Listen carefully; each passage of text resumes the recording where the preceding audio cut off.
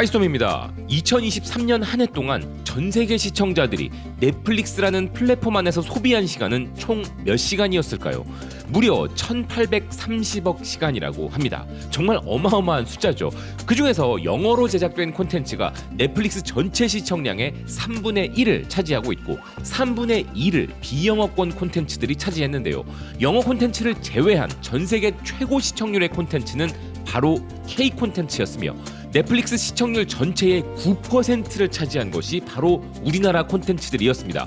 바로 다음으로는 7%를 차지한 스페인어 콘텐츠가 뒤따르고 있었는데요. 이 부분이 뭐 그리 놀랍냐고 하시는 분이 계실지도 모르지만 전 세계인의 약 6%가 영어를 모국어로 사용하고 제2외국어로 영어를 사용하는 사람들까지 합하면 영어권 시청자는 전 세계의 25% 정도이기에 영어 콘텐츠가 전체 시청량의 3분의 1을 차지한 것은 놀라운 일이 아니고 스페인어권의 인구 또한 전 세계인의 약 7%를 차지하기 때문에 스페인어 콘텐츠는 정말 정확하게 똑같이 7%의 시청량을 가져간 것이지만 우리나라 콘텐츠는 언어적 관점에서 볼 때 절대적으로 열세임에도 불구하고 전 세계 시청량의 9%라는 엄청난 성과를 올린 것입니다. 그런데 이런 전 세계적인 문화적 영향력을 말할 때 우리가 늘 아쉬워하는 것 중 하나가 바로 KOTT입니다. 이런 좋은 국산 콘텐츠를 우리 국산 플랫폼에서 전 세계로 뿌리면 얼마나 좋을까 하는 것인데요. 이에 대해서는 지난번에 한번 언급해드렸던 대로 국내 OTT 플랫폼 웨이브의 웨이브 아메리카스가 본격적으로 세계 진출을 선언했는데 그들이 유럽의 거점으로 잡은 곳은 프랑스였습니다. 그럼 왜 유럽의 교두보가 다름 아닌 프랑스였을까요? 일단 프랑스는 유럽 내에서 한류의 거점으로 가장 유명한 국가죠. 유럽에서 한류가 가장 먼저 시작되었고 가장 오래 유지되었으며 규모도 최대이자 열정도 최고인 한류 팬층이 형성된 곳이 바로 프랑스이기 때문입니다. 문화와 예술을 사랑하는 국가라는 그들의 이미지에 걸맞게 한국 문화를 단순히 이국적 매력으로만 받아들이는 수준이 아니라 한류를 그들의 주류 문화로 소비하면서 유럽 내 한류 최강국의 포지션을 갖고 있기에 KOTT의 거점으로는 더할 나위 없이 좋은 것이죠. 이렇게 새로운 문화에 대한 호기심과 열정으로는 타의 추종을 불허하는 모습을 보이는 프랑스인들은 또 다른 프랑스의 상징적 이미지인 미식국가라는 타이틀에도 걸맞게 우리의 한식도 엄청나게 사랑하는데요. 현재 프랑스에서 한식이 어떤 위상과 이미지를 갖고 있는지에 대해 프랑스 포털 매체 그랄롱이 보도하고 있었습니다. 지난 20년 동안 한국 식문화는 전 세계와 프랑스인들의 식탁에 파도처럼 밀려왔다는 기사는 한국은 건강하고 창의적 요리를 개발하는 국가이기 때문에 한식 요리법은 한국의 매우 흥미로운 측면이라면서 한국 요리는 단순하면서도 세련된 식문화라고 소개하고 있었는데요. 기사는 한국 요리는 매우 건강하고 세계에서 가장 균형 잡힌 요리 중 하나라면서 한식에는 수많은 건강한 메뉴들이 있고 김치는 말할 것도 없이 최고의 건강식품이며 한식은 인삼, 생강, 마늘, 파 등 좋은 효능을 가진 다양한 재료들을 적극적으로 쓴다 소개했습니다. 또한 한국 요리의 매력은 다채롭고 창의적이라는 데 있다는 기사는 한국의 대중문화와 한국의 예술을 사랑하고 한국의 음식이 세련되었다고 인정하는 프랑스 사람들은 동아시아 문화를 수십 년간 대표해온 일식보다 이제 한식을 더 찾고 있다 이야기했는데요. 특히 프랑스에서 한국 문화가 일본의 문화를 추월한 것에 대해서는 프랑스 매체 세꾸 팡스리즘에서 보도하고 있었습니다. K-팝, K-푸드, K-드라마 등의 한국 문화는 프랑스에 어떤 영향을 미치고 있는가라는 기사는 프랑스 내에서 일본과 한국의 역전 현상을 이야기하고 있었는데요. 먼저 프랑스 안에서 한류의 위상을 설명하기 위해 기사는 프랑스인이 요즘 가장 많이 검색하는 단어가 다름 아닌 K-팝과 K-드라마라면서 한 가지 예로 프랑스 구글에서는 블랙핑크에 대한 검색량만 해도 월 평균 12만 7천 건이고 한국 드라마들에 대한 검색량 또한 어마어마한 수준이며 김치, 비빔밥, 김밥 등 한식 요리법 검색량 또한 폭발적으로 증가하고 있음은 물론 한식당에 대한 검색도 계속 늘어나고 있다고 설명했습니다. 여기에 한국 영화 기생충에 대한 검색 역시도 월 평균 4만 8천 건으로 아직도 상위권을 유지하고 있다는 것이며 프랑스인들은 현재 한국 관광에 큰 관심을 보이고 있다면서 그 중에서도 서울, 부산, 제주도가 인기 높은 지역이고 한국은 프랑스인들이 가장 많이 검색한 여행지 3위에 올랐다는 것이었는데요.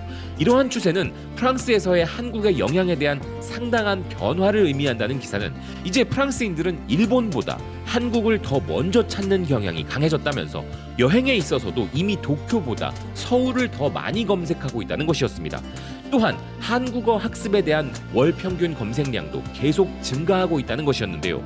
실제로 프랑스를 대표하는 매체인 르피가로는 프랑스인들의 한국어 사랑에 대한 매우 상징적인 칼럼을 전하고 있었습니다. 저널리스트이자 유럽 저널리즘 연구원인 멜라니 투이수지옹이 올린 칼럼이었는데요. 먼저 필자는 대중문화로 널리 알려져 있는 한국은 많은 프랑스 청소년들이 한국어를 공부하도록 영감을 주고 있다면서 한국어를 배운 프랑스의 청소년들은 한국어 노래 가사와 한국 드라마의 내용을 번역본을 찾지 않고도 이해할 수 있게 되는 것을 매우 기뻐하고 있다 이야기했습니다. 특히나 14세에서 17세의 어린 소녀들로 구성된 그룹들이 한국어 어학연수를 목적으로 한국을 많이 방문하고 있다는 필자는 어학연수뿐만 아니라 K-팝 댄스 클래스도 접목된 프로그램이 인기라면서 이렇게 K-문화의 위력이 프랑스의 청소년들을 유혹하고 있다는 것이었는데요. 그리고 그들의 한국 문화 사랑은 한국어를 마스터하려는 열정으로 이어지고 있다는 필자는 사실 그들이 중국어와 일본어가 아닌 한국어를 배우는 데에는 한국어 자체의 우월함 때문이기도 하다는 것이었습니다.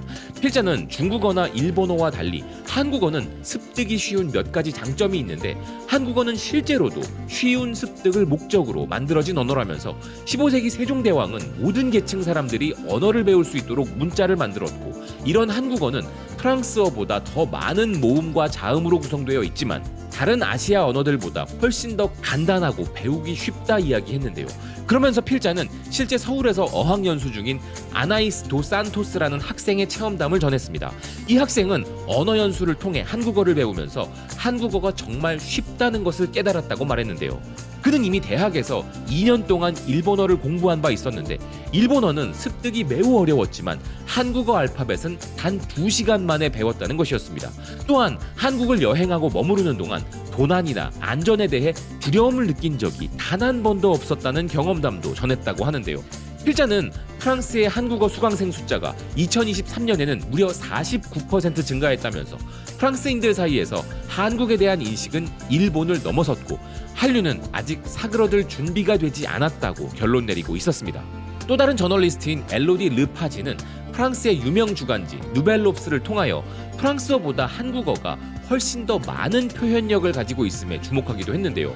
다른 나라의 문학 작품을 프랑스어로 완벽하게 번역하는 것에는 부족함을 느낀다는 그녀는 그 이유로 프랑스어의 단어 조합은 약 27만 개인 반면 독일어는 약 33만 개, 터키어는 60만 개 이상의 조합이 가능한데 심지어 한국어는 무려 100만 개 이상의 단어 조합이 가능하다는 점을 이야기했습니다. 한국어의 우월함으로 인해 프랑스어 번역의 한계가 드러난다는 것이죠.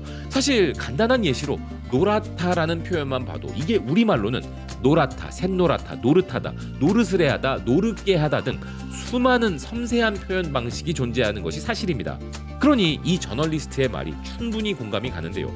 스페인 매체 ADN 문도 역시 중국어나 일본어와 비교하면 한국어를 배우는 것은 훨씬 쉽다는 기사를 전한 바 있습니다. 한국이 전 세계적으로 누리고 있는 문화 붐으로 인해 날마다 새로운 한국어 학습자들이 생겨나고 있다는 기사는 한국은 최근 서구 세계에서 가장 큰 영향력을 발휘하고 있는 나라라면서 많은 사람들이 한국어를 배우기로 결정한 것은 놀라운 일이 아니라고 이야기했는데요. 또한 한국어는 매우 흥미롭고 아름답다는 기사는 한국어는 언어 자체가 구조적으로 조화롭고 스페인어 사용자가 배우기 어렵지 않다는 것이었습니다. 자, 그럼 다시 프랑스 이야기로 돌아가서 프랑스에서는 한국 문화가 이제 완전히 자리 잡았고 앞으로도 확실히 지속 가능해 보인다는 또 다른 기사가 있었는데요. K-팝이 리옹에 지속 가능한 방식으로 자리 잡았다는 프랑스 리옹 지역 매체 트리뷴 델 리옹은 박물관 주변은 물론 다양한 곳에서 K-팝 댄서들을 쉽게 만날 수 있다면서 리옹에는 유명 K-팝 커버 댄스 그룹들이 많은데 이들은 단순히 K-팝을 듣고 즐기는 것을 넘어 K-팝을 자신들의 문화로 승화시키고 있다는 것이었습니다.